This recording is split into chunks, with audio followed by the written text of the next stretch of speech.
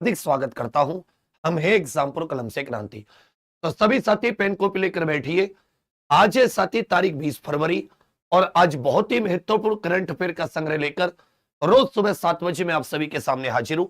Pen copy लेकर बैठिएगा, अच्छे question है, आपको बहुत कुछ सीखने के लिए मिलेगा। और आज हम लोग सीधे के सीधे करंट अफेयर शुरू करेंगे। हाल ही में जोस मारिया बाल्काजार ये किस देश के नए अंतरिम राष्ट्रपति चुने गए? अंतरिम मतलब जो मुख्य राष्ट्रपति न होके जब तक एक चुनाव के द्वारा राष्ट्रपति बनता है, जो बीच में जिम्मेदारी संभालते हैं, उनको अंतरिम या एक्टिंग प्रेसिडेंट भी कहते हैं। तो ये जोस मारिया बाल्काजार, फिर से सुन लीजिए, नाम क्या है? जोस मारिया बाल्काजार। ये पेरू नामक जो देश है दक्षिण अमेरिका महाद्वीप का, ये दक्षिण अमेरिका कॉन्टिनेंट में पड़ता है, ब्राजील आदि देश जिनके पास, तो दक्षिण अमेरिका महाद्वीप का देश है दक्षिण अमेरिका महाद्वीप पेरू। पेरू की राजधानी याद रखिएगा, पेरू की राजधानी हो जाती है लीमा। पेरू की राजधानी क्या हो जाती है? लीमा। जबकि पेरू की मुद्रा क्या बन जाती है? सोल इनकी मुद्रा बन जाती है। जोस मारिया बाल्काजार ये किस देश का नया अंतरिम राष्ट्रपति है? ये पेरू का नया अंतरिम राष्ट्रपति चुना गया है। इसकी राजधानी क्या है? पेरू की लीमा, और इसकी मुद्रा क्या है? सोल। यह है भैया आपका दक्षिण अमेरिका महाद्वीप, और ये आपको देखेगा पेरू। ऊपर इक्वाडोर आ जाता है, क्यूटो राजधानी, या जाता है पूरा का पूरा पेरू। ये एंडीज माउंटेन हो जाते, यहां पर इनकी लीमा क्या है? राजधानी। इधर नीचे आ जाती है आपकी बोलीविया। इधर देखोगे तो क्या जाएगा? बोलीविया, जिसकी राजधानी लापाज होती है। और इस तरफ कौन सा देश है? ब्राजील। तो याद रखेगा इसमें दो तीन चीजें, जो मधुमक्खी होती है, मधुमक्खियों को एक प्रकार से आप दे सकते हैं कानूनी अधिकार देने वाला। यह दुनिया का पहला देश बना, मधुमक्खियों को कानूनी अधिकार देने वाला भी पहला देश बना है। यहीं पर आपने माचू पिचू करके एक साथी विश्व का आश्चर्य माचू पिचू करके धरोहर स्थल जो है ये कहां पर स्थित है? माचू पिचू करके धरोहर स्थल भी कहां पर है? ये पेरू में। इसी में याद रखिएगा विश्व की सबसे लंबी पर्वत श्रृंखला, विश्व की सबसे लंबी पर्वत श्रृंखला, विश्व की सबसे लंबी पर्वत श्रृंखला ये कहां पर स्थित है? तो कहोगे सर विश्व की सबसे लंबी पर्वत श्रृंखला, इसका नाम है एंडीज पर्वत श्रृंखला। क्या नाम है? एंडीज। ये दक्षिण अमेरिका महाद्वीप में स्थित है। ये कहां पर स्थित है? दक्षिण अमेरिका महाद्वीप में, पेरू से लेकर और अर्जेंटीना तक। किस देश के पूर्व राष्ट्रपति? तो असल में प्रश्न क्या था, फिर से सुन लीजिए जो लोग लेट जुड़े हैं। जोस मारिया बाल्काजार करके एक व्यक्ति है जो पेरू के नए राष्ट्रपति चुने गए, पेरू के नए अंतरिम राष्ट्रपति। जोस मारिया बाल्काजार पेरू के नए अंतरिम राष्ट्रपति। पेरू कहां का देश है? यह दक्षिण अमेरिका महाद्वीप में स्थित देश है। राजधानी हो जाती है लीमा, मुद्रा हो जाती है सोल। भाई पेरू की मुद्रा क्या है? सोल। पेरू की राजधानी क्या है? लीमा। पेरू की राजधानी क्या है? लीमा। जो साथी हम लोग दो पढ़ते हैं, ला नीना और अल नीना करके जो है, ला नीना करके आता है ना, और ला नीना अल नीना करके जो अल नीनो करके जो इफेक्ट होते हैं, अल नीनो और ला नीनो, ये भी पेरू के तट पर ही जलधारा होती है। अल नीनो और ला नीनो ये पेरू का जो समुद्र तट है, इसी की जलधाराओं को अल नीनो और ला नीनो शब्द दिया जाता है। बहुत इंपॉर्टेंट है। यह भी सेकंड वाला भी बहुत इंपॉर्टेंट है, ध्यान देना। किस देश के पूर्व राष्ट्रपति यून सुक योल को विद्रोह और मार्शल लॉ लागू करने के लिए उम्र कैद की सजा मिली है? यून सुक योल ये किस देश का पूर्व राष्ट्रपति है जिसने अपने देश में तानाशाही लाने की कोशिश की थी? इसने मार्शल लॉ को लागू कर दिया था, यून सुक योल। और क्योंकि इसने गैरकानूनी तरीके से अपने देश में तानाशाही लाने की कोशिश की थी, तो अब इस पर मुकदमा चलने के बाद में इसको कौन सी उम्र कैद की सजा मिली है? दक्षिण कोरिया का पूर्व राष्ट्रपति है। तो दक्षिण कोरिया के पूर्व राष्ट्रपति, और न केवल पूर्व राष्ट्रपति को, इससे पहले यहां के प्रधानमंत्री को भी सजा मिल चुकी है। तो यून सुक योल यह दक्षिण कोरिया का पूर्व राष्ट्रपति है जिसे विद्रोह और मार्शल लॉ तानाशाही लागू करने के लिए उम्र कैद की सजा मिली है। तो दक्षिण कोरिया के विषय में लिख लेना, उम्र कैद की सजा मिली है। दक्षिण कोरिया के विषय में राजधानी हो जाती है सियोल। राजधानी क्या हो जाती है? सियोल। यहां की मुद्रा क्या हो जाती है? यहां की मुद्रा हो जाती है वॉन। अच्छे से याद रखेगा, राजधानी हो जाती है सियोल, मुद्रा हो जाती है वॉन। संसद को नेशनल असेंबली कह देते हैं। संसद को क्या कह देते हैं? National assembly. एक चीज ध्यान देने वाली बात है, दक्षिण कोरिया में, दक्षिण कोरिया की कुछ कंपनी है जो जैसे सैमसंग, ये साउथ कोरिया की कंपनी है, हुंडई ये साउथ कोरिया की कंपनी है, और एलजी जो फ्रिज वॉशिंग मशीन बनाती है ये कंपनी भी दक्षिण कोरिया की है। जबकि 38वीं समानांतर रेखा ये उत्तर कोरिया और दक्षिण कोरिया के बीच की सीमा रेखा है। अगर आपसे कोई पूछे कि उत्तर कोरिया और दक्षिण कोरिया के बीच की सीमा रेखा क्या है तो आप क्या बताओगे? उत्तर कोरिया दक्षिण कोरिया के बीच की सीमा रेखा ये 38वीं पैरेलल लाइन है। 38वीं पैरेलल लाइन या 38वीं सीमा रेखा किसके बीच में? उत्तर कोरिया और दक्षिण कोरिया के बीच में। राजधानी हो जाती है सियोल, मुद्रा हो जाती है वॉन। राजधानी हो जाती है सियोल, मुद्रा क्या हो जाती है? वॉन। जबकि सैमसंग, एलजी, हुंडई ये सब कहां की कंपनी है? ये दक्षिण कोरिया की कंपनी है। अक्सर ये जो कंपनी होती है ना अलग अलग देशों की, बाबू ये पूछ लेता है, क्यों? क्योंकि चर्चित कंपनी होती है तो दूसरे देश की पूछ लेता है। सभी को गुड मॉर्निंग, सभी को सुप्रभात। 5 मिनट लेट होने पर भी 2 क्वेश्चन छूट जाएंगे, इसलिए बिल्कुल बिल्कुल समय पर आओ और ये ठान लो कि राहें जहां तक जाएंगी राहगीर वहां तक जाएगा। ये दरिया से क्यों पूछ रहे ये नीर कहां तक जाएगा? रे खींच धनु की डोर, निशाना साधो अपनी मंजिल का, बाकी बाद में देखेंगे ये तीर कहां तक जाएगा। रे सुल्तान कर दे चढ़ाई। गुड मॉर्निंग सभी को। किस अंतरराष्ट्रीय संगठन ने ईरान के इस्लामिक रिवॉल्यूशनरी गार्ड कॉर्प्स को आतंकवादी संगठन घोषित किया है? इस्लामिक रिवॉल्यूशनरी गार्ड कॉर्प्स ये एक प्रकार की पैरामिलिट्री संस्था है। तो यूरोपियन यूनियन ने, जो यूरोपियन यूनियन नामक देश है, ध्यान दीजिएगा, यूरोपियन यूनियन का जो गठन हुआ है ये 1993 में हुआ। इसकी जो संधि है जिसके तहत इसमें नए सदस्य आते या छोड़ते हैं उसको 2009 की लिस्बन की संधि कहा जाता है। 2009 की क्या कहा जाता है? कहोगे सर लिस्बन की संधि। इसमें सदस्य देशों की संख्या कितनी है? 27 देश यूरोपियन यूनियन के सदस्य देश है।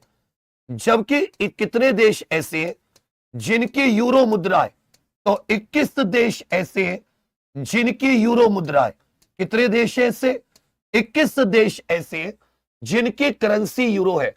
और सबसे नया देश जिसने 1 जनवरी 2026 से यूरो को मुद्रा के रूप में अपनाया है वो बुल्गारिया देश है। वो कौन सा है? बुल्गारिया। तो मेरे साथ साथ दोहराते चला बाबू, इसका गठन कब हुआ? 1993। संधि कौन सी है? 2009 की लिस्बन की संधि। यूरोपियन यूनियन, यूरोपीय संघ भी कह देते हैं। सदस्य देश कितने? 27 देश, लेकिन यूरो मुद्रा अपनाने वाले 21 देश हैं। अभी सबसे नया देश कौन सा है जिसने यूरो को मुद्रा के रूप में अपनाया है? तो बुल्गारिया ये सबसे नया देश है। अब सभी जानते भारत और ईयू के बीच में व्यापार समझौता जिसको मदर ऑफ ऑल डील्स कहा जाता है, मदर ऑफ ऑल डील्स के नाम से भी पुकारा जाता है।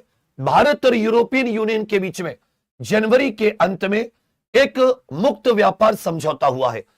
तो ईरान के Islamic revolutionary guard corps paramilitary संगठन को यूरोपीय संघ ने क्या घोषित किया है? आतंकवादी संगठन घोषित किया है। ये दुनिया के कुछ आतंकवादी हैं जैसे इस्लामिक स्टेट, ये 2025 जीटी से घातक था। अल कायदा ये अफगानिस्तान, यमन, सोमालिया। अल शबाब ये सोमालिया में है। तहरीक तालिबान पाकिस्तान अफगानिस्तान सीमा पर। जमात नुसरत अल इस्लाम ये बुर्किनो फासो में है। हमास ये गाजा पट्टी फलस्तीन में, हिजबुल्लाह लेबनान में, हूती विद्रोह कहां पर है? यमन में। इसी में याद रखिएगा एक साथी वैश्विक आतंकवाद सूचकांक होता है। कौन सा भैया? वैश्विक आतंकवाद सूचकांक। इसको मन मन में दोहरा लेना या लिख लेना, ग्लोबल टेररिज्म इंडेक्स।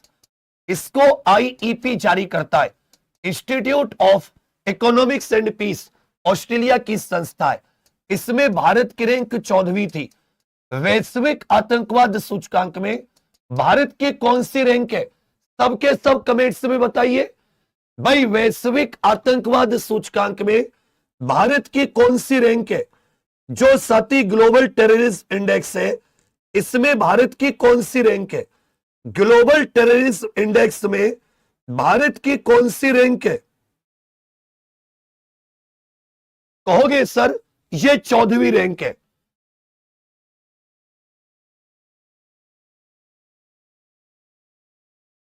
फरवरी 2026 में भारत और फ्रांस ने किस नई साझेदारी की घोषणा की है? भारत और फ्रांस ने अपनी साझेदारी को किस लेवल पर पहुंचा दिया है? अभी आप सभी जानते हैं कि फ्रांस के राष्ट्रपति इमैनुअल मैक्रोन 17 से 19 फरवरी तक भारत की यात्रा पर रहे और यह इमैनुअल मैक्रोन की चौथी यात्रा थी। इसी बीच में भारत और फ्रांस के बीच में कई सारे ऐसे कार्य हैं, ऐसे समझौते जो हुए हैं। उन्हीं में से एक बहुत बड़ा समझौता है जिसमें भारत और फ्रांस के बीच की जो साझेदारी है उसको साथी विशेष वैश्विक रणनीतिक साझेदारी का दर्जा दिया है। इसको किस लेवल का दर्जा दिया है? विशेष वैश्विक रणनीतिक साझेदारी। तो भारत और फ्रांस के बीच की ये जो साझेदारी है ये किस लेवल की हो गई है? अब स्पेशल ग्लोबल स्ट्रेटेजिक पार्टनरशिप केवल रणनीतिक साझेदारी नहीं रही है, अब विशेष वैश्विक रणनीतिक साझेदारी हो गई है भारत और फ्रांस के बीच की। फ्रांस की राजधानी पेरिस, फ्रांस की राजधानी पेरिस और फ्रांस की मुद्रा क्या हो जाती है? कहोगे सर यूरो। ये फ्रांस की मुद्रा है। पेरिस किस नदी के किनारे बसा हुआ है? पेरिस सीन नदी के किनारे बसा हुआ है। तो फ्रांस के राष्ट्रपति और भारत के मोदी जी के बीच में विशेष वैश्विक रणनीतिक साझेदारी, एक नया मतलब आप ये कह सकते हो कि जैसे दो देशों के बीच की मित्रता है, अब उस मित्रता को एक और लेवल पर ले जाया गया है जिसे विशेष वैश्विक रणनीतिक साझेदारी नाम दिया गया है। क्या नाम दिया गया है? विशेष वैश्विक रणनीतिक साझेदारी। विशेष वैश्विक रणनीतिक साझेदारी। सुंदर पिचाई ने भारत के किस शहर में $15 बिलियन का एआई हब बनाने की घोषणा की है? यह भी बहुत इंपॉर्टेंट क्वेश्चन है, इस पर ध्यान दीजिएगा। ये अल्फाबेट के सीईओ है जिसकी एक ब्रांड गूगल भी है। अल्फाबेट के सीईओ, अल्फाबेट के अंदर कई सारी ब्रांड आती है, इसी में गूगल भी एक ब्रांड है, यूट्यूब भी इनकी एक ब्रांड है, ऐसी साथी कई सारी कंपनी अल्फाबेट के अंदर आती है। तो इसके सीईओ सुंदर पिचाई, ये गूगल के भी सीईओ है, अल्फाबेट के भी सीईओ है। सुंदर पिचाई के द्वारा भारत के विशाखापट्टनम को एआई हब बनाने की घोषणा की है। आंध्र प्रदेश के विशाखापट्टनम शहर को, आंध्र प्रदेश के विशाखापट्टनम शहर को एआई हब बनाने की घोषणा की है। और इसके लिए गूगल कितना निवेश करेगा? ये $15 बिलियन का निवेश करेगा। कितना? $15 बिलियन का। यह बहुत इंपॉर्टेंट है, इस पर ध्यान दीजिएगा। आंध्र प्रदेश का विशाखापट्टनम $15 बिलियन के निवेश के साथ एआई हब बनाने की घोषणा की है।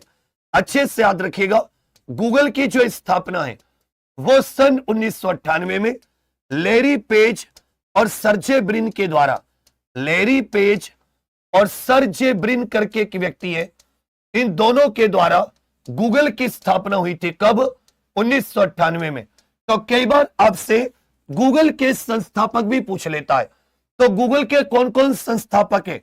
लैरी पेज और सर्जे ब्रिन। भाई गूगल के संस्थापक कौन कौन है? लैरी पेज और सर्जे ब्रिन। एक बार जितने भी साथी इस क्लास को देख रहे सबके सब अपने व्हाट्सएप पर एक बार इस क्लास के लिंक को जरूर शेयर कर देना। तो गूगल की स्थापना कब हुई है? 1998 में। गूगल के संस्थापक कौन है? Larry Page Sergey Brin. जबकि अल्फाबेट या गूगल के सीईओ कौन है? सुंदर पिचाई। इन्होंने विशाखापट्टनम आंध्र प्रदेश का शहर है, इसको $15 बिलियन का एआई हब बनाने की घोषणा की है। $15 बिलियन का एआई हब बनाने की घोषणा की है। चलिए भैया आगे आ जाते। किस भारतीय अमेरिकी डॉक्टर को अमेरिका के centres for disease control and prevention का कार्यवाहक प्रमुख नियुक्त किया गया है? यह भी बहुत इंपॉर्टेंट है। अगर किसी भारतीय मूल के व्यक्ति को विदेश में कोई बड़ी जिम्मेदारी मिलती है तो वो करंट अफेयर में आते ही आता है। ये सीडीसी करके अमेरिका का एक बहुत इंपॉर्टेंट संस्थान है। ये बीमारियों को रोकने के लिए, इसका मुख्य काम क्या है? बीमारियों की रोकथाम करने के लिए। तो बीमारियों की रोकथाम करने के लिए ये अलग अलग रिसर्च करता है, अनुसंधान करता है। कौन सी बीमारी किस चीज से होती है, उसको कैसे रोका जा सकता है, उस सब के लिए काम करता है। इसका हेडक्वार्टर जॉर्जिया के अटलांटा में, अमेरिका के जॉर्जिया राज्य के अटलांटा में इसका हेडक्वार्टर है। जबकि सीडीसी की स्थापना कब हुई थी? 1946 में। इसका नाम है centres for disease control, centres for disease control and prevention, centres for disease control and prevention. तो बीमारियों की रोकथाम और निवारण के लिए यह सीडीसी नामक संस्थान है। कहां का? अमेरिका का। यह कहां का संस्थान है? कोगेसर, अमेरिका का। इसका स्थापना 1946 में। इसका मुख्य काम क्या है सीडीसी का? बीमारियों की रोकथाम के लिए रिसर्च करना। हेडक्वार्टर अमेरिका के जॉर्जिया राज्य के अटलांटा में। किस भारतीय अमेरिकी डॉक्टर को? तो इनका कोलकाता में जन्म हुआ था, डॉक्टर जय भट्टाचार्य। इनका कोलकाता में जन्म हुआ था, डॉक्टर जय भट्टाचार्य को इसका कार्यवाहक प्रमुख मतलब एक्टिंग हेड नियुक्त किया गया है। इसका कार्यवाहक प्रमुख एक्टिंग हेड नियुक्त किया गया है। यह बहुत बहुत इंपॉर्टेंट है, इसे अपने मन में दोहराओ। जितना अपने मन में दोहराओगे उतना साथी आप इसे याद कर पाओगे। तो किस भारतीय अमेरिकी डॉक्टर को अमेरिका के सेंटर्स फॉर डिजीज कंट्रोल का कार्यवाहक प्रमुख नियुक्त किया गया है? डॉक्टर जय भट्टाचार्य को। किसे भैया? डॉक्टर जय भट्टाचार्य। यह कब बनी सीडीसी? 1940। काम क्या है? बीमारियों को रोकना। हेडक्वार्टर अमेरिका के जॉर्जिया के अटलांटा में। बहुत बहुत इंपॉर्टेंट अगला भी ध्यान दीजिएगा। एपिडा ने जीआई टैग प्राप्त सलेम साबूदाना की पहली खेप यह किस देश को निर्यात की है?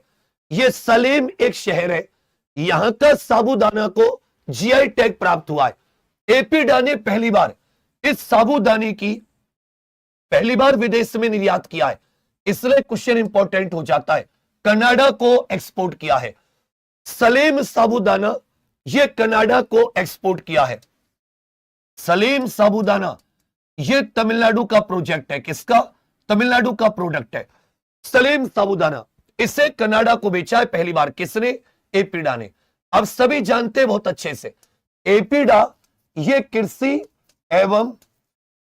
एवं प्रसंस्कृत खाद्य, कृषि एवं प्रसंस्कृत खाद्य उत्पाद निर्यात एवं विकास प्राधिकरण, निर्यात एवं विकास प्राधिकरण करके इसकी फुल फॉर्म हो जाती है विकास प्राधिकरण। यह वाणिज्य मंत्रालय की संस्था है, 1986 में बनी, नई दिल्ली में इसका हेडक्वार्टर है। एपिडा की स्थापना कब हुई? 1986 में। यह वाणिज्य और उद्योग मंत्रालय के तहत काम करती है। यह संस्था वाणिज्य और उद्योग मंत्रालय के तहत काम करती है। और इसका मुख्य कार्य क्या होता है? इसका मुख्य कार्य क्या होता है? जो कृषि और प्रोसेस्ड फूड होता है इसका विदेश में एक्सपोर्ट करना। इसी क्रम में सलेम साबूदाना की पहली खेप यह कनाडा को निर्यात की है। किस देश को? कनाडा को। इस तरीके के क्वेश्चन बाबू सीधा सीधा आपसे पूछ लेता है, तो इसे आप लोग बहुत सीरियसली लेकर, और इसको याद करने का एक मेगा तरीका बताऊं। जो चीज मैं अपने मुंह से बोल रहा हूं वहीं के वहीं उसको डेली के डेली याद करते चलो, इससे बेस्ट तरीका कुछ नहीं है। आगे आ जाते हैं। हाल ही में कुछ चर्चित जीआई टैग है, जैसे वोरेयूर सूती साड़ी, यह तमिलनाडु के तिरुचिरापल्ली की है। वोरेयूर सूती साड़ी। कविंद पड़ी नट्टू, यह तमिलनाडु का खाद्य पदार्थ है, गुड़ पाउडर भी कह सकते हो इसे। नमक्कल मक्कल पतिरंगल, यह सोप स्टोने खड़िया पत्थर से बने पारंपरिक बर्तन। थुया मल्ली के चावल, यह शुद्ध चमेली जैसे दिखने वाले सुगंधित चावल होते हैं। अंबा समुद्रन चोप्पू, यह भी लकड़ी के खिलौने होते। जबकि बनारसी तबला, यह सती वाद्य यंत्र है, कहां का? बनारस का। बनारसी भरवा मिर्च, मथुरा की सांझी कला, यह सांझी कला है कागजों पर बारीक नक्काशी। अंबाजी सफेद पत्थर, यह गुजरात के, इन्हें भी जीआई टैग मिला। और सलेम का साबूदाना, सलेम का साबूदाना। प्रधानमंत्री नरेंद्र मोदी जी ने कृत्रिम बुद्धिमत्ता के लिए मानव विजन का अनावरण यह कहां पर किया है? प्रधानमंत्री नरेंद्र मोदी जी ने कृत्रिम बुद्धिमत्ता या एआई क्षेत्र के लिए मानव विजन का अनावरण, जो इंडिया एआई इंपैक्ट शिखर सम्मेलन 16 से 20 फरवरी तक दिल्ली में आयोजित किया जा रहा है, दिल्ली में। तो इसी में याद रखिएगा, दिल्ली में प्रधानमंत्री नरेंद्र मोदी जी ने एआई को लेकर एक मानव विजन पेश किया है। एआई को लेकर क्या पेश किया है? यह मानव विजन पेश किया है। मतलब कि भाई एआई जो है वो मानव आधारित होनी चाहिए, इसके फुल फॉर्म दे दी है। यह बताइए एआई का जनक किसको कहा जाता है? एआई का जनक, जब भी एआई से कोई सवाल आता है तो मैं इसको अक्सर पूछता हूं, इसके फुल फॉर्म लिख लेना। Moral and ethical system, accountable governance. Moral and ethical system, moral एवं एथिकल सिस्टम, मोरल एवं एथिकल सिस्टम्स करके, मोरल एंड एथिकल सिस्टम्स करके, accountability and governance, accountable governance कर देना इसको, अकाउंटेबल गवर्नेंस। ये साथी एक ही हो जाती है। एन से हो जाता है नेशनल सोवर्निटी, एन का हो जाता है नेशनल सोवर्निटी, नेशनल सोवर्निटी, राष्ट्रीय संप्रभुता, राष्ट्रीय संप्रभुता। ए का मतलब होता है एक्सेसिबल, एक्सेसिबल। ए का मतलब हो जाता है भैया एक्सेसिबल, एक्सेसिबल एवं समावेशी, इंक्लूसिव भी कह सकते हैं इसको। और वी का मतलब होता है वैलिड, वी का मतलब क्या हो जाता है इसका? Valid and legitimate, valid and legitimate. तो इसके फुल फॉर्म लिख लीजिएगा, ये मानव। एम का मतलब होता है मोरल एंड एथिकल सिस्टम, ए का मतलब अकाउंटेबल गवर्नेंस, एन का मतलब national sovereignty, accessible and inclusive, valid and legitimate. तो मानव करके मोदी जी ने पूरी फुल फॉर्म बता दी। जबकि एआई का जनक किसको कहा जाता है? जॉन मैकार्थी को एआई का जनक कहा जाता है। जॉन मैकार्थी को एआई का जनक कहा जाता है। इसको अच्छे से रिपीट कर लीजिए दिमाग में, इसको अच्छे से रिपीट कर लीजिए दिमाग में। फिर से बोलिए मेरे साथ एक एक बार। Moral and ethical system, accountable governance, national sovereignty, accessible. एक को याद कर लोगे, दूसरा अपने आप समझ में आ जाएगा। मोरल, अकाउंटेबल, एन से नेशनल, ए से एक्सेसिबल और वी से valid and legitimate. India AI impact summit में इसका साथी लॉन्च किया है। भारत की पहली इलेक्ट्रिक एयर टैक्सी बनाने के लिए चेन्नई की स्टार्टअप ई प्लेन ने किस कंपनी के साथ साझेदारी की है? दुनिया की बहुत ही चर्चित आर्टिफिशियल इंटेलिजेंस और चिप के क्षेत्र में काम करने वाली किस कंपनी के साथ साझेदारी? तो ये एनवीडिया करके कंपनी है। कौन सी कंपनी है? एनवीडिया। ये अमेरिका की चिप कंपनी है।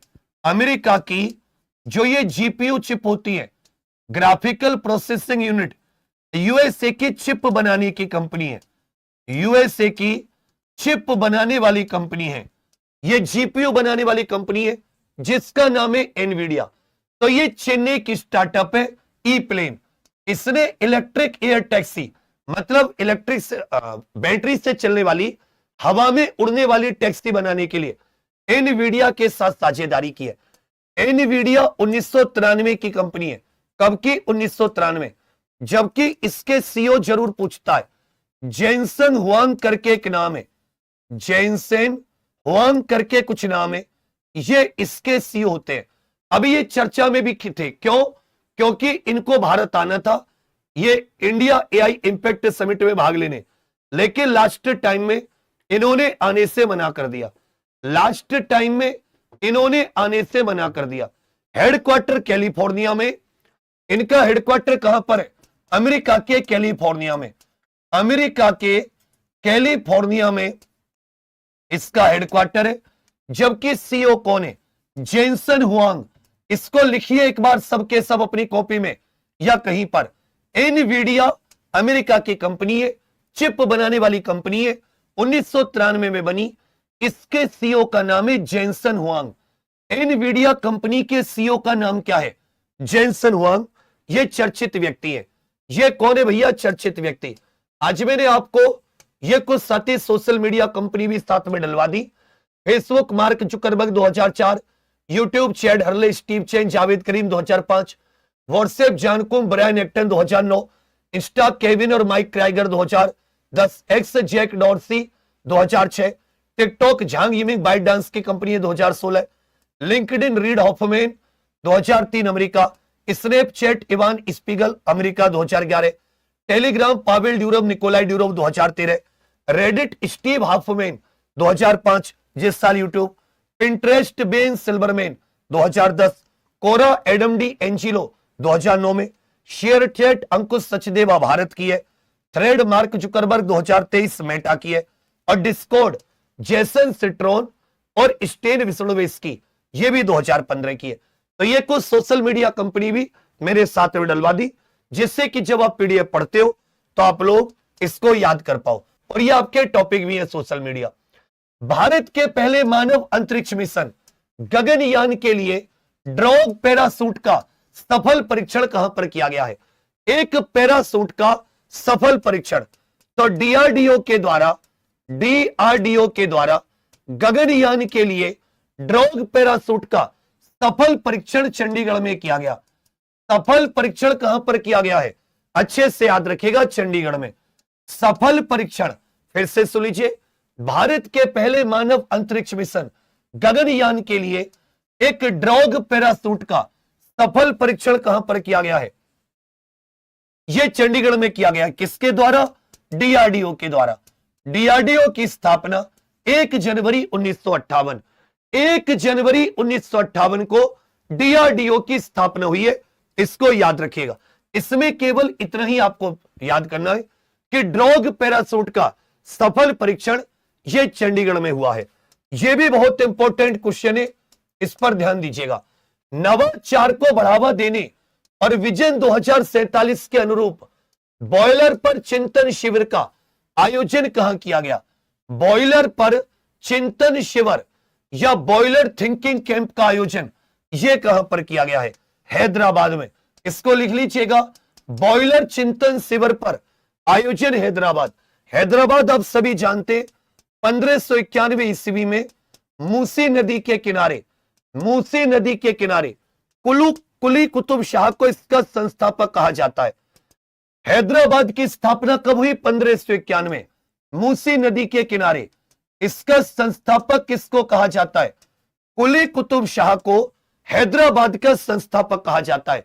कुली कुतुब शाह को हैदराबाद का संस्थापक।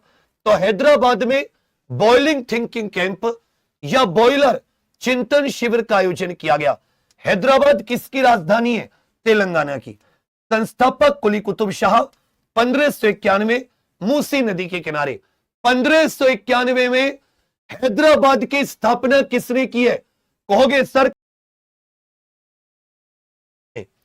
एक जो साथी आप लोग लेट आते हो, आप लोग थोड़ा सा समय से आने की कोशिश किया कीजिए। शोध एआई के द्वारा, यह भारत की डीप टेक कंपनी है। भारत की डीप टेक स्टार्टअप कंपनी। यह कैसी कंपनी है? भारत की डीप टेक स्टार्टअप है। जो उभरती हुई टेक्नोलॉजी आदि पर काम कर रही है। शोध एआई के द्वारा लॉन्च किया गया मटेरियल साइंस के लिए भारत का पहला जनरेटिव एआई मॉडल कौन सा है? मोस्ट इंपॉर्टेंट क्वेश्चन है, क्योंकि उभरती हुई टेक्नोलॉजी में भारत की किसी कंपनी ने एक नई उपलब्धि हासिल की है। मटेरियल साइंस जो पदार्थ विज्ञान होता है, उसके लिए भारत का पहला जनरेटिव एआई मॉडल, यह भी एनवीडिया कंपनी की सहायता से, अमेरिका की एनवीडिया कंपनी की चिप आदि की सहायता से भारत की शोध एआई ने प्रोजेक्ट स्कंद लॉन्च किया है। भारत की शोध एआई करके यह डीप टेक स्टार्टअप होती है। इसने कौन सा प्रोजेक्ट लॉन्च किया है? सबके सब इस बात को दोहराइए, इसने बच्चा प्रोजेक्ट स्कंद लॉन्च किया है। इसने कौन सा प्रोजेक्ट लॉन्च किया है? इसने प्रोजेक्ट स्कंद लॉन्च किया है। देखो, आज तो तुम लोग बिल्कुल लेट सो के उठे हो। 100 बार मैंने कहा कि आप लोग समय से उठोगे, समय से आओगे तो बहुत कुछ पाओगे। अरे अब तो 7 बजे सुबह सूरज निकल आता है, गर्मी बढ़ जाती है, और तुम लोग अभी भी रजाई में सोते हो। जितने लेट आए हो, तुम्हें खुराक चाहिए क्या? खुराक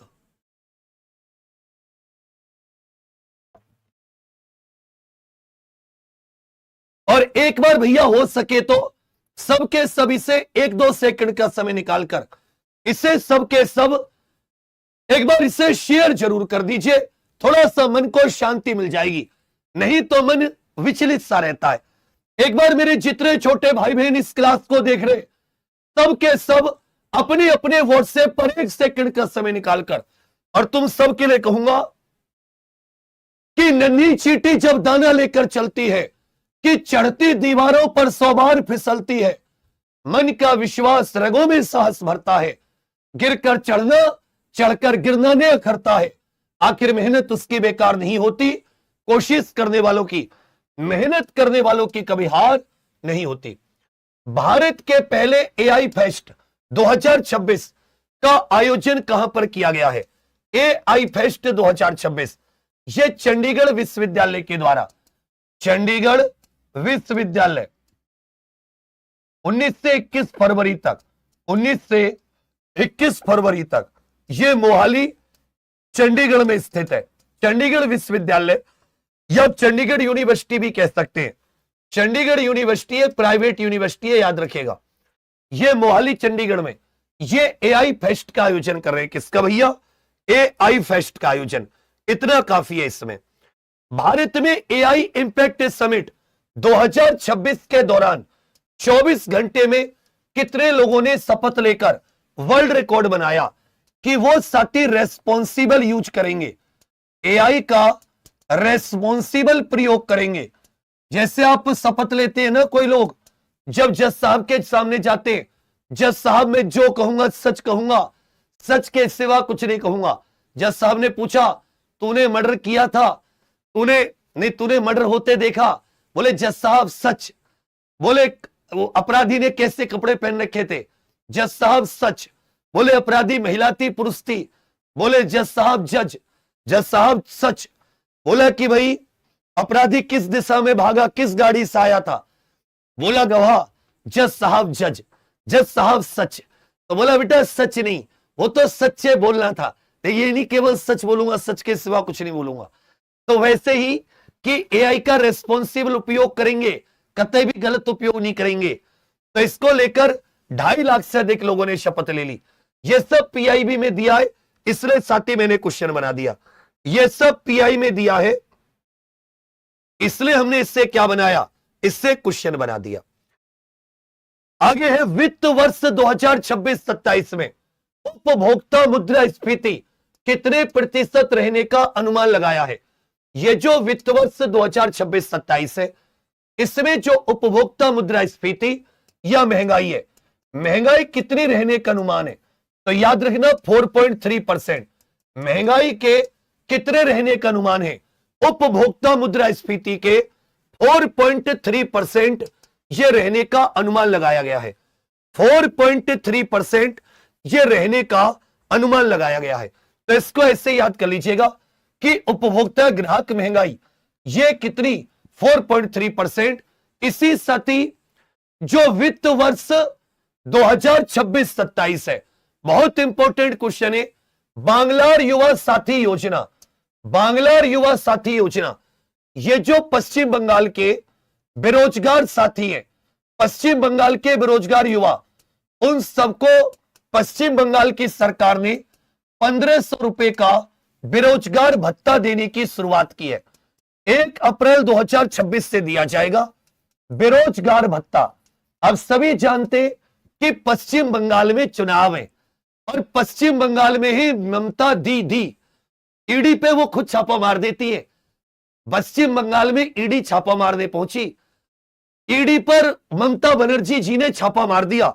सोचो मतलब कितना खतरनाक सिस्टम हो सकता है कि जिस पर कौन छापा मारने पहुंची, ईडी, उस पर किसने छापा मार दिया हो, ईडी पे छापा मारने पहुंची ईडी, उस पर छापा मारने पहुंच गई डीडी। तो ऐसे करके समझ लेना, बांग्लार युवा साथी योजना, बांग्लार युवा साथी योजना, विधानसभा की 294 सीट, लोकसभा की 42 और राज्यसभा की 16 सीट।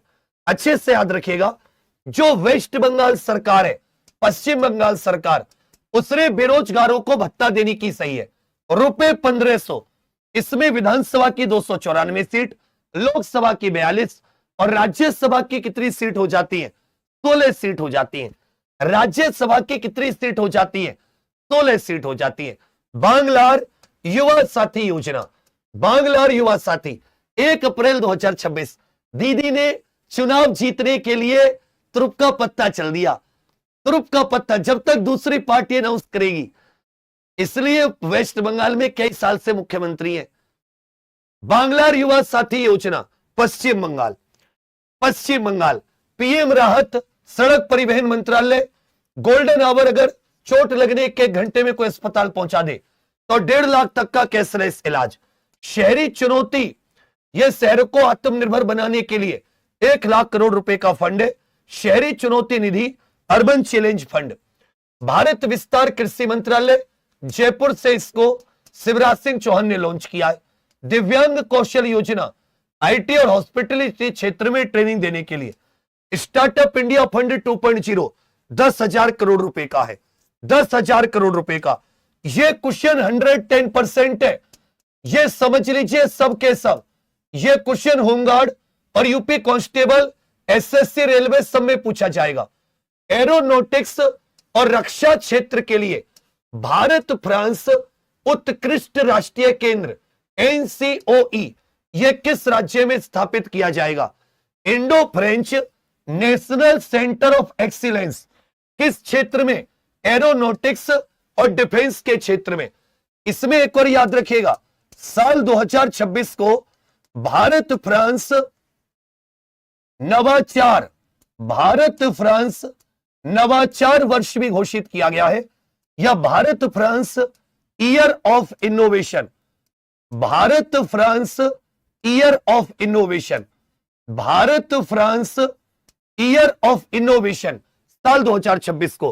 तो उत्तर प्रदेश के कानपुर में, उत्तर प्रदेश के कानपुर में, इसको अच्छे से याद रखिएगा, उत्तर प्रदेश के कानपुर में एरोनॉटिक्स और डिफेंस के क्षेत्र में भारत फ्रांस उत्कृष्ट राष्ट्रीय केंद्र या नेशनल सेंटर ऑफ एक्सीलेंस। अब कहोगे सर ये नेशनल सेंटर ऑफ एक्सीलेंस करेगा क्या? ये जो साथी रिपेयरिंग आदि होती है जहाज वगैरह की, अरे जहाज आदि की रिपेयरिंग होती नहीं होती है, जहाज उड़ेंगे, हेलीकॉप्टर उड़ेंगे, उनकी मेंटेनेंस भी होगी। तो एमआरओ क्षेत्र में मैकेनिक तैयार किए जाएंगे, जहाज मैकेनिक इत्यादि, उनकी ट्रेनिंग होगी उत्तर प्रदेश के कानपुर में। किस राज्य सरकार ने ज्ञान भारत मिशन के तहत जिला स्तरीय पांडुलिपि डिजिटलीकरण पहल की शुरुआत की है? एक ज्ञान जो संस्कृति मंत्रालय की योजना है, ज्ञान भारत मिशन संस्कृति मंत्रालय की योजना है। 2025-26 के बजट में, पिछले साल के बजट में इसका अनाउंसमेंट किया गया था। इसका उद्देश्य कि जितनी भी प्राचीन हाथ से लिखी पुस्तकें जिनको पांडुलिपि कहते हैं, उनका डिजिटलीकरण करना, उनका साथी डिजिटलीकरण करना, उनको कंप्यूटराइज्ड करना, जितनी भी हाथ से लिखी पांडुलिपि है। तो अब उत्तर प्रदेश सरकार के द्वारा, यूपी गवर्नमेंट के द्वारा ज्ञान भारत मिशन के तहत हर एक जिले में पांडुलिपि डिजिटलीकरण पहल की शुरुआत की है।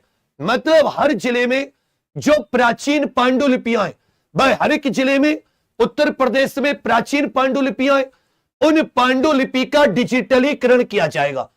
उन पांडुलिपियों का क्या किया जाएगा? डिजिटलीकरण। यह किस सरकार ने शुरुआत की है?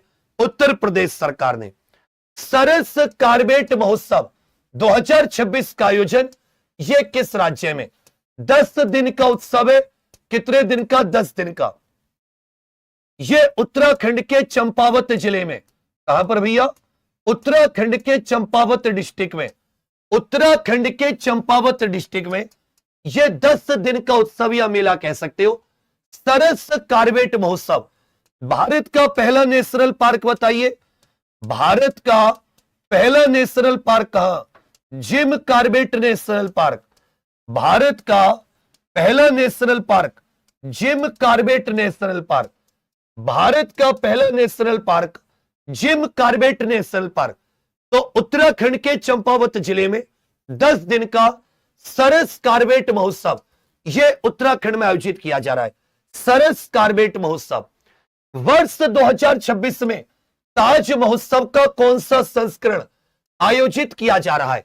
देखिए, ताज महोत्सव यह आगरा में आयोजित होता है।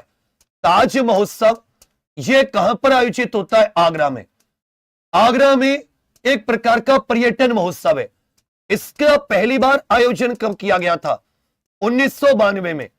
यह 10 दिन का उत्सव है। कितने दिन का? 10 दिन का। इस बार 35वां ताज महोत्सव। सब के सब याद कर लीजिएगा, यह उत्तर प्रदेश के मेले वगैरह जो होते हैं उनमें क्वेश्चंस जरूर पूछेगा। जो उत्तर प्रदेश के मेले आदि होते हैं तो पूछे ताज महोत्सव, इसका पहली बार आयोजन कब हुआ? 1992 में। कहां पर मनाया जाता है? आगरा में। कब भैया? 10 दिन। 10 दिन का त्योहार है फरवरी के महीने में। इसमें एक और चीज याद रखिएगा, आगरा में 3 और प्रसिद्ध मेले हैं। एक लगता है आगरा में बटेश्वर पशु मेला, यमुना जी के किनारे। आगरा यमुना के किनारे स्थित है। यहीं पर लगता है कैलाश मेला। यहीं पर क्या लगता है? कैलाश मेला। और यहीं पर एक प्रसिद्ध राम बारात। यहीं पर प्रसिद्ध राम बारात। ये भी आगरा के कुछ मेले। ये बताइए, आगरा शहर की स्थापना सन 1504 में किसके द्वारा की गई थी? आगरा शहर की स्थापना सन 1504 में सिकंदर लोदी के द्वारा। बटेश्वर मेला, कैलाश मेला, राम बारात, ये भी आगरा के। जबकि 10 दिन का 1992 से इस बार 2026 में यह 35वां संस्करण, ताज महोत्सव का 35वां संस्करण। इसके अलावा भारत पर्व कहां पर मनाया गया था? लाल किला। विकसित भारत की थीम पर। काला घोड़ा कला उत्सव कहां पर होता है? यह मुंबई में। मरु महोत्सव जैसलमेर में। सूरजकुंड अंतरराष्ट्रीय शिल्प मेला फरीदाबाद में। फरीदाबाद में। खजुराहो नृत्य महोत्सव मध्य प्रदेश। ताज महोत्सव आगरा। तोरग्या यह अरुणाचल प्रदेश में होता है। तवांग मठ में मनाया जाता है। और मछलीपट्टनम, यह नाम मछलीपट्टनम है लेकिन यह अमृत पैक्स, यह भारतीय डाक द्वारा आयोजित टिकट प्रदर्शनी थी। भारतीय डाक द्वारा आयोजित। अल्पसंख्यक मामलों के मंत्रालय ने 2 दिवसीय चिंतन शिविर का आयोजन कहां पर किया? अल्पसंख्यक मामलों के मंत्रालय ने 2 दिवसीय चिंतन शिविर का आयोजन कहां पर किया है? 2 दिवसीय चिंतन शिविर का आयोजन बिहार के राजगीर में। बिहार के राजगीर में स्थित नालंदा विश्वविद्यालय में। बिहार के राजगीर में स्थित नालंदा विश्वविद्यालय में अल्पसंख्यक मामलों के मंत्रालय ने 2 दिवसीय चिंतन शिविर। यह बताइए, प्राचीन नालंदा विश्वविद्यालय की स्थापना किसने की थी? प्राचीन नालंदा विश्वविद्यालय का संस्थापक, प्राचीन विक्रमशिला विश्वविद्यालय का संस्थापक, प्राचीन विक्रमशिला विश्वविद्यालय का संस्थापक कौन था? प्राचीन नालंदा विश्वविद्यालय का संस्थापक, प्राचीन विक्रमशिला विश्वविद्यालय का संस्थापक कौन था? तो नालंदा विश्वविद्यालय की स्थापना यह कुमारगुप्त प्रथम के द्वारा, गुप्त वंश के शासक कुमारगुप्त प्रथम के द्वारा प्राचीन नालंदा विश्वविद्यालय, जबकि विक्रमशिला विश्वविद्यालय यह धर्मपाल, पाल वंश के राजा धर्मपाल के द्वारा भागलपुर में, जबकि राजगीर में दोनों यूनिवर्सिटी का विनाश किसने किया था? बख्तियार खिलजी के द्वारा, बख्तियार खिलजी के द्वारा। भारत का पहला ESIC आयुर्वेद मेडिकल कॉलेज यह किस राज्य में खोला जाएगा? मैंने आपको सैकड़ों बार बताया कि जितनी भी ऐसी चीजें होती हैं जो भारत में पहली बार होती हैं, इन चीजों पर फोकस किया करो। जितनी भी चीजें भारत में पहली बार होती हैं, समझे मेरी बात? तो भारत का पहला ESIC, एम्प्लॉय जो एक संगठन हो जाता है साथी, ESIC जिसको कहते हैं, आयुर्वेद मेडिकल कॉलेज किस राज्य में? यह केरल के कोल्लम में आयोजित किया जाएगा। यह केरल के कोल्लम में आयोजित किया जाएगा। ESIC के द्वारा आयुर्वेद को लेकर भारत का ESIC का पहला आयुर्वेद मेडिकल कॉलेज होगा। इसी में बताइए, राष्ट्रीय आयुर्वेद दिवस, राष्ट्रीय आयुर्वेद दिवस यह कब मनाया जाता है? और उत्तर प्रदेश का पहला आयुष विश्वविद्यालय, उत्तर प्रदेश का पहला आयुष विश्वविद्यालय यह कहां पर है? उत्तर प्रदेश का पहला आयुष विश्वविद्यालय यह कहां पर स्थित है? उत्तर प्रदेश का पहला आयुष विश्वविद्यालय। तो राष्ट्रीय आयुर्वेद दिवस यह प्रत्येक वर्ष 23 सितंबर, राष्ट्रीय आयुर्वेद दिवस। और उत्तर प्रदेश का पहला आयुष विश्वविद्यालय यह गोरखपुर में। यह कहां पर? उत्तर प्रदेश के गोरखपुर में, उत्तर प्रदेश के गोरखपुर में। महिला क्रिकेट में सबसे ज्यादा अंतरराष्ट्रीय मैच खेलने वाली खिलाड़ी कौन बनी है? विश्व में सबसे ज्यादा अंतरराष्ट्रीय मैच खेलने वाली महिला खिलाड़ी कौन बनी है? महिला क्रिकेट में सबसे ज्यादा अंतरराष्ट्रीय मैच, इन्होंने लगभग 356 अंतरराष्ट्रीय मैच खेली है। इन्होंने कितने अंतरराष्ट्रीय मैच कहोगे सर? लगभग 356, लगभग 356 अंतरराष्ट्रीय मैच, 356। हरमनप्रीत कौर अच्छे से याद रखेगा, भारतीय महिला क्रिकेट टीम की कैप्टन हरमनप्रीत कौर सबसे ज्यादा अंतरराष्ट्रीय मैच खेलने वाली खिलाड़ी बनी है। महिला क्रिकेट में सबसे ज्यादा अंतरराष्ट्रीय मैच। अभी आप सभी जानते ICC अंडर 19 पुरुष वर्ल्ड कप 2026 में, इसमें भारत ने इंग्लैंड को 100 रनों से हराकर छठी बार जीता है, छठी बार। ICC पुरुष T20 विश्व कप मेंस सीनियर अभी सुपर 8 में लास्ट पाकिस्तान को हराया। ACC पुरुष एशिया कप भारत ने फाइनल में पाकिस्तान को 5 विकेट से हराकर 9वीं बार खिताब जीता था, ये एशिया कप। ICC महिला वनडे 2025 वर्ल्ड कप भारत ने दक्षिण अफ्रीका को हराया, महिला वनडे में पहला वनडे विश्व कप जीता महिला श्रेणी में। अंडर 19 महिला T20 2025 भारत ने दक्षिण अफ्रीका को हराकर लगातार दूसरी बार ये अंडर 19 में महिला क्रिकेट में, जबकि अंडर 19 पुरुष इंग्लैंड को हराया है। इस चीज को याद रखिएगा। 6वीं नेशनल राफ्टिंग चैंपियनशिप का आयोजन ये किस केंद्र शासित प्रदेश में किया जा रहा है? 6ठी नेशनल राफ्टिंग चैंपियनशिप का आयोजन, ये नेशनल राफ्टिंग चैंपियनशिप है, कौन से नंबर की है? 6ठे नंबर की है। देखो बच्चा, जब तक लास्ट का क्वेश्चन ना हो जाए, जब तक मैं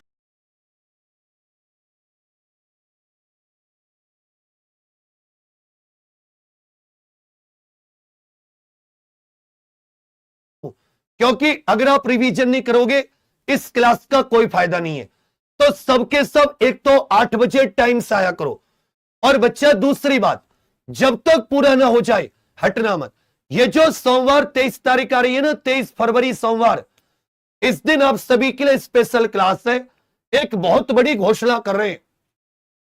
आनंद आ जाएंगे, आनंद। 6वीं नेशनल राफ्टिंग चैंपियनशिप ये जम्मू कश्मीर में आयोजित की जा रही है। 6वीं national rafting championship, river rafting जो होती है जम्मू कश्मीर में। 16वें लक्ष्य कप 2025 शूटिंग टूर्नामेंट का आयोजन यह कहां पर किया जाएगा? यह जो लक्ष्य कप है यह शूटिंग का टूर्नामेंट है। इसके 16वें संस्करण का आयोजन महाराष्ट्र के नवी मुंबई में 16वें लक्ष्य कप शूटिंग टूर्नामेंट का आयोजन यह कहां पर किया जाएगा? कहोगे सर नवी मुंबई में। यह कहां पर आयोजन किया जाएगा? महाराष्ट्र के नवी मुंबई में 16वें लक्ष्य कप शूटिंग टूर्नामेंट का आयोजन। आइकॉनिक गोल्ड अवार्ड 2026 में किस फिल्म को सर्वश्रेष्ठ फिल्म का पुरस्कार मिला है? आइकॉनिक गोल्ड अवार्ड 2026 में किस फिल्म को सर्वश्रेष्ठ फिल्म का पुरस्कार? यह तानवी द ग्रेट फिल्म को। किसे भैया? तानवी द ग्रेट फिल्म को आइकॉनिक गोल्ड अवार्ड 2026 में तानवी द ग्रेट फिल्म को यह कौन सा अवार्ड मिला है? सर्वश्रेष्ठ film award. Iconic gold award में, आइकॉनिक गोल्ड अवार्ड जैसे 71वें राष्ट्रीय फिल्म पुरस्कार थे 2025, तो बेस्ट फिल्म 12th फेल, सर्वश्रेष्ठ अभिनेता शाहरुख खान और विक्रांत मेसी, अभिनेत्री रानी मुखर्जी, जबकि मोहनलाल जी को दादा साहब फाल्के पुरस्कार मिला 2025 में, लेकिन 2023 के लिए 17वें फिल्म फेयर में लापता लेडीज बेस्ट, अभिषेक बच्चन कार्तिक आर्यन सर्वश्रेष्ठ अभिनेता, आलिया भट्ट सर्वश्रेष्ठ अभिनेत्री, जबकि जीना तबान को लाइफ टाइम अचीवमेंट। DPIFF में स्त्री 2 को आइकॉनिक गोल्ड अवार्ड में तन्वी द ग्रेट, जबकि 98वें में ऑस्कर में भारत की ओर से कौन सी थी? होम बाउंड थी। कौन सी भैया? Home bound. वर्ष 2026 का प्रतिष्ठित ग्लोबल टीचर प्राइज ये किसने जीता था? ये रूबल नागी करके हैं जिन्होंने प्रतिष्ठित ग्लोबल टीचर प्राइज 2026 जीता है। प्रतिष्ठित ग्लोबल टीचर प्राइज ये रूबल नागी ने जीता। ग्लोबल टीचर प्राइज किसने जीता? रूबल नागी के द्वारा। प्रसिद्ध पुस्तक द सेज हु री-इमेजिन्ड हिंदुइज्म के लेखक कौन है? यह संत नारायण स्वामी के ऊपर पुस्तक है। संत नारायण स्वामी के ऊपर इंपॉर्टेंट किताब है। संत नारायण स्वामी के ऊपर यह पुस्तक है। द सेज माने संत, महात्मा, हु री-इमेजिन्ड हिंदुइज्म, जिन्होंने हिंदुत्व की पुनर्कल्पना की। द सेज हु री-इमेजिन्ड हिंदुइज्म, इस किताब के लेखक शशि थरूर हैं। इस किताब के लेखक कौन है? शशि थरूर। शशि थरूर अंग्रेजी में किताब लिखते। इनकी बहुत सारी, जैसे अंबेडकर अ लाइफ, बाबा साहब के ऊपर इनकी किताब है 2022 की, अंबेडकर अ लाइफ करके। इसी प्रकार से बुकलेस इन बगदाद करके इनकी किताब है, बुकलेस इन बगदाद। पैराडॉक्सिकल पीएम, ये भी इनके एक प्रधानमंत्री है। पैराडॉक्सिकल प्रधानमंत्री, पैराडॉक्सिकल पीएम, ये भी इनकी किताब है। तो शशि थरूर ने ये संत नारायण स्वामी के ऊपर द सेज हु री-इमेजिन्ड हिंदुइज्म करके किताब लिखी है शशि थरूर। सामाजिक न्याय का विश्व दिवस, वर्ल्ड सोशल जस्टिस डे, ये कब मनाया जाता है? देखो, पूरा करके जाओ बच्चा, ऐसा इसको आधा अधूरा करके मत जाओ, अन्यथा कुछ नहीं फायदा होगा। सामाजिक न्याय का विश्व दिवस यह प्रत्येक वर्ष 20 फरवरी को मनाया जाता है। सामाजिक न्याय, वर्ल्ड सोशल जस्टिस डे, यह 20 फरवरी को। जैसे 24 जनवरी राष्ट्रीय बालिका दिवस, 30 जनवरी महात्मा गांधी जी की पुण्यतिथि, 20 फरवरी विश्व सामाजिक न्याय दिवस, 21 को अंतरराष्ट्रीय मातृभाषा दिवस, 1 मार्च को शून्य भेदभाव दिवस, 3 मार्च को वर्ल्ड हियरिंग डे, वन्य जीव दिवस, 8 मार्च अंतरराष्ट्रीय महिला दिवस। ये कुछ प्रमुख दिवस है, फाइल में रहेगा, पढ़ लेना। 32वां मोस्ट इंपॉर्टेंट है, राष्ट्रीय अनुसूचित जनजाति आयोग का 23वां स्थापना दिवस, यह कब मनाया गया? 19 फरवरी 2004 को स्थापना। भाई एनसीएसटी की स्थापना कब हुई थी? 2004 में। एक संवैधानिक संस्था है क्योंकि इसका गठन संविधान के अनुच्छेद 338 ए के द्वारा 89वें संविधान संशोधन 2003 से हुआ। जो संविधान में 89वां संविधान संशोधन किया गया जिसके तहत एक नया अनुच्छेद 338 ए जोड़ा गया। यह संविधान संशोधन 19 फरवरी 2004 से लागू हुआ और 2004-19 फरवरी को एनसीएसटी अस्तित्व में आया, राष्ट्रीय अनुसूचित जनजाति आयोग। इसमें एक अध्यक्ष होते, एक इसमें 7 उपाध्यक्ष होते हैं, जबकि 3 क्या होते इसके सदस्य। टोटल 3 वर्ष का कार्यकाल। इनका कार्यकाल कितने का होता है? कहोगे सर 3 वर्ष का। कार्यकाल कितने का होता है? कहोगे सर 3 वर्ष का। एक अध्यक्ष, एक उपाध्यक्ष और 3 क्या होते हैं सदस्य। राष्ट्रपति नियुक्ति करती है और 3 वर्ष इनका कार्यकाल है। 3 वर्ष क्या हो जाता है? कार्यकाल, जबकि नियुक्ति राष्ट्रपति के द्वारा। तो इससे ज्यादा नहीं पूछता है। एक संवैधानिक संस्था है, अनुच्छेद 338 ए के तहत इसका गठन हुआ है 19 फरवरी 2004। 89वें संविधान संशोधन 2003 से। एक अध्यक्ष, एक उपाध्यक्ष, 3 सदस्य। अध्यक्ष और सदस्यों का कार्यकाल कितना होता है? 3 साल। जबकि नियुक्ति कौन करती है? कहोगे सर राष्ट्रपति करती है। 2026 में स्वामी रामकृष्ण परमहंस जी की कौन सी जन्म जयंती? 19 फरवरी को 190वीं जन्म जयंती। 190वीं जन्म जयंती, जन्म दिवस स्वामी रामकृष्ण परमहंस। जबकि छत्रपति शिवाजी महाराज जी की जयंती प्रत्येक वर्ष 19 फरवरी। 19 फरवरी को ही स्वामी रामकृष्ण परमहंस जी की जयंती और 19 फरवरी को ही, अच्छे से याद रखिएगा, यह छत्रपति शिवाजी महाराज जी की जयंती। तो विश्व सामाजिक न्याय दिवस, यह कुछ कुछ लिखकर पूछ रहा हूं, इनका उत्तर देके जाना। विश्व सामाजिक न्याय दिवस कब होता है? विश्व सामाजिक न्याय दिवस।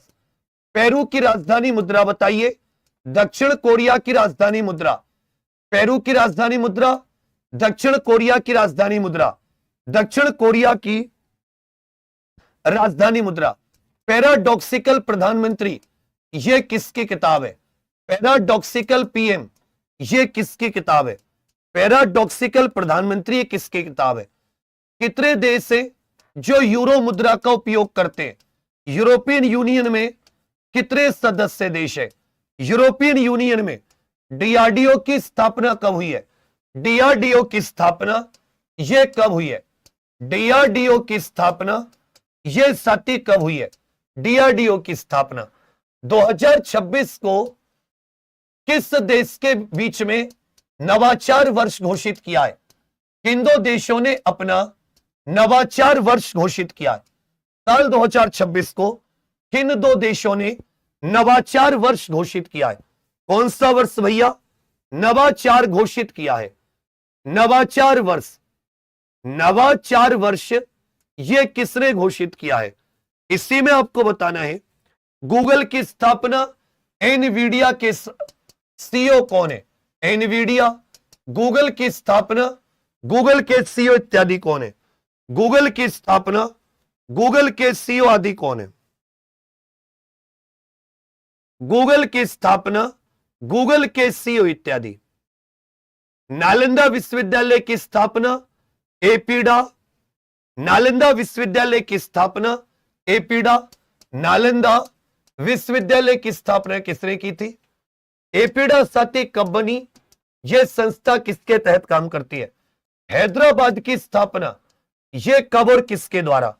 हैदराबाद की स्थापना यह कब और किसके द्वारा? हैदराबाद की स्थापना यह कब और किसके द्वारा? हैदराबाद की स्थापना यह कब